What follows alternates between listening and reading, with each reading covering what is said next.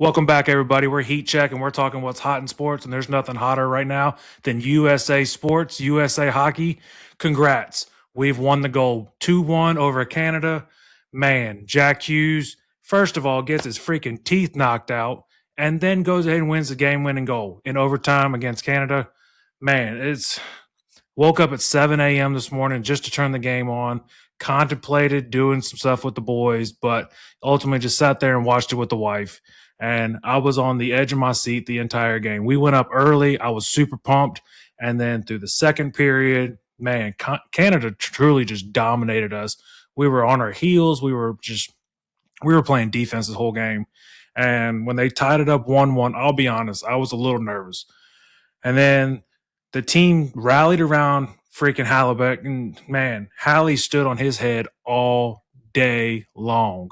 And he made saves. And yeah, some people will be like, oh, we should have lost 4-1. Who gives a shit? We won. Okay. At the end of the day, we won. America raised the gold, and we got to sing the national anthem at the end of the Olympics because America is the greatest country there is when it comes to sports. But in all reality, there's nothing better than sports bringing a country together for one goal. I mean, it's the ultimate unifier. It really is. Shout out to the boys. I mean, y'all played y'all's freaking asses off. Jack Hughes, I said, with the win, but Halle's the real MVP. He played the game of his life when needed. Also, congrats to the women's U.S. hockey team. They also beat Canada the other day with a hell of a goal by Megan Keller, 2-1 overtime game winner against Canada. I mean, just movie type stuff. And then speaking of movie type stuff, I mean, how could you not feel it when it was exactly 46 years to the day that we won gold? Obviously the miracle on ice that everybody remembers. It was the semifinal game. Man, it was awesome. And I'll be honest, when they brought the Johnny Gaudreau jersey out, that was very inspirational. It shows truly how family oriented the USA team is. But I'm not going to lie. I got all in the feels whenever they brought Johnny's kids out to take the picture with the team. I mean, how can you not just get emotional thinking about that memory?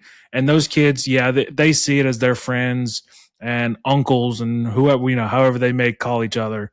But, bringing them on the ice and they just see the moment. But that's a memory those kids will have for the rest of their lifetime and be in the history books for this third gold medal team ever.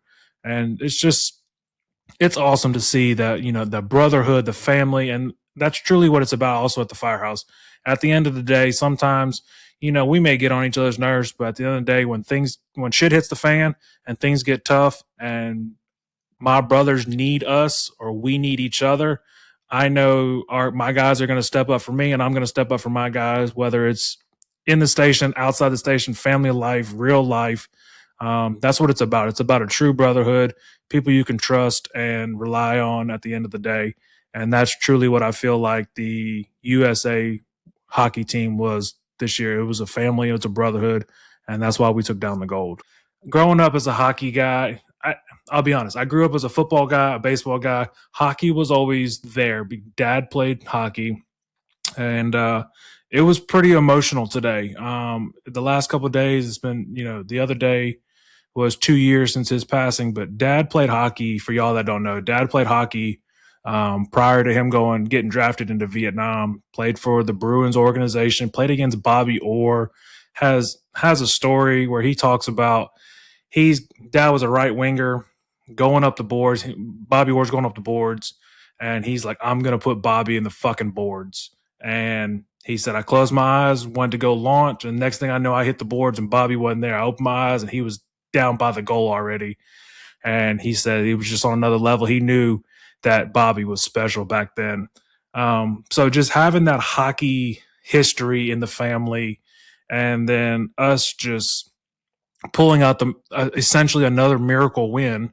Yeah, people will say Canada didn't have Sidney Crosby and all that, but that's one hell of a team on Canada's side. And congrats to the boys, congrats to the girls, and America's on top. Next topic, we're going to move on to the golf Genesis Invitational. Right now, we got Jacob Bridgeman, who started the day with a 6-shot lead. We got Rory nipping on his heels. We got a couple guys, Shoffley and Polk Geiter, they're playing their butts off out there, and we'll see who can sustain the pressure. See if Bridgman can sustain the pressure. He was up there last week or the week before, I believe, playing some really good golf, and golf is never easy, but it's definitely not easier when everybody's coming after you and you got to maintain a lead. I don't care if it's 6-shot lead or a 1-shot lead. Everybody's gunning for you, and that's your job. So it's up to Bridgman to hit fairways, hit iron shots, hit his distances, and essentially just make the boys come chase him. If he can make the guys chase him and he can maintain his lead, I think the tournament's his. If he starts giving shots away and starts faltering back and giving other guys hope as they look at the leaderboard coming up the back nine, I mean, it could be anybody's race. So we'll see who wins. Comment down below who you think is going to win. Do you think Bridgman is going to hold it out? Do you think Rory's going to come, or somebody else, Shoffley or somebody else, comes up behind and ends up winning? Transitioning into the next segment, it's going to talk about Mississippi high school basketball. We're in the playoffs. I don't know a bunch about the details of the teams and all that stuff. And I'll be honest, it's not my forte. But if I'm going to represent the city, the state, everybody in it, I gotta shout out the sports in the local area. So this is what we're gonna do. I'm gonna give a quick rundown. I'm not gonna give specifics. All I know is who played, who's playing, and moving on. And I'm gonna keep it to the 7A districts, but also some of the area teams in the area. I'm in the central Mississippi area. So here we go. Starting out, we got the private schools. They're in the semifinals. We got MRA versus Hartfield and Leak Academy versus Jackson Academy. So those are the 4 teams left.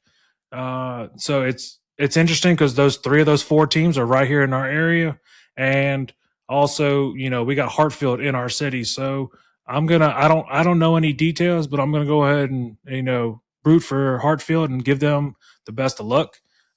Moving on to 7A public schools, the boys. Actually, no, we'll start with the girls. We always start with boys. We're gonna start with the girls. I'm gonna give the girls some shout outs. So the girls 7As. The previous results, they play starting tomorrow, I believe, and going through the week. The previous games, Tupelo over Oxford, 58-49. Madison Central over Horn Lake, 68-25. Northwest Rankin over Gulfport, 63-35. Harrison Central over, who did Harrison Central beat? Meridian, maybe? Yeah, I think Meridian, 49-36.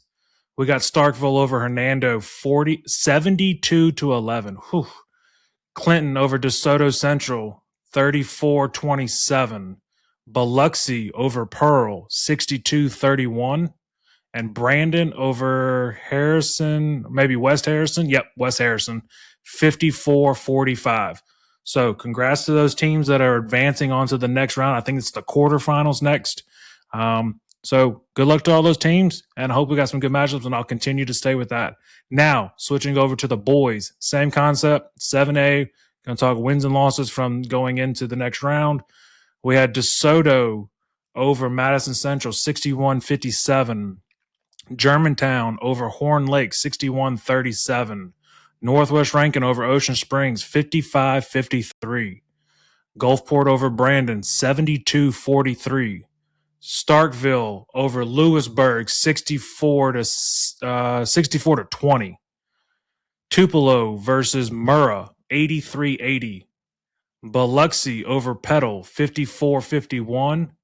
Meridian is over West Harrison, 55-48. And those next round matchups is going to be February 26th through the 28th. So that'll be next weekend, this upcoming weekend. So that's our update on high school basketball. And like I said, as far as the girls, and same with the boys, best of luck all the teams that are still surviving. If you want to shout out your team, the high school you went to, your alma mater, where your kids are playing, whatever, comment down below what team it is, and I'll start focusing on more teams going forward. If you have any players, boys or girls, that are just lighting it up that need to give shout outs, comment down below. I'll start giving shout outs so everybody get the recognition, and we can start watching these athletes together and giving the support that's needed in the local area. All right, moving on to the last segment of Heat Check, Unrivaled 3-on-3 basketball. I'll be honest, I've absolutely fell in love with this. My wife is a hooper, and she's got me into the WNBA, but I'll be honest, I enjoy the Unrivaled 3x3 way better than I enjoy the 5-on-5. And I get it. Some not all the superstars are there, but most of them there. And we're coming down to the stretch. They just finished their 1v1 tournament, and there's nothing better than one-on-one tournaments. It's how the players get recognition. You can show who's really truly skilled in all facets, offensively and defensively. And shout out Chelsea Gray over Alicia Gray, 1v1 champion, 200K, taking it home. And I mean, 200K is nothing to joke about, especially with some of the salaries and things that the WNBA currently was having in the previous CBA. I'm not going to get into much of the current CBA, obviously, because it's most of it's hearsay. There's not real clear information. All we know is that both sides are not coming together clearly, and they seem to be really far off. And there's the question of who's really benefiting where, and what owners are truly investing in their teams. And you got the owners who are saying, or the commissioner who's telling the owners, hey, invest because our product's growing. But then you're also telling the players that, hey, we don't have money that's coming in to pay y'all the numbers that y'all are wanting because the league's not growing as much as y'all think it is. So I don't know. It's a sketchy situation, but I hope it doesn't get to a lockout situation or a holdout. But it doesn't look good right now currently, unless these players and the owners can get on the same page. I'm not too promising. Looking forward to the WNBA season. But back to Unrivaled. Tonight we have two matchups. Currently, the Phantom is playing the Hive, and the Laces are playing the Rose. Phantom is my team. Shout out Kelsey Plum. She's one of my favorite players. Wife likes to bust my chops about it, but she's a hooper. And she's got Aaliyah Boston. Them two in a tandem. The 1-2 punch it's nasty, and that's why they're at the top of the division in standings with a 9-3 record.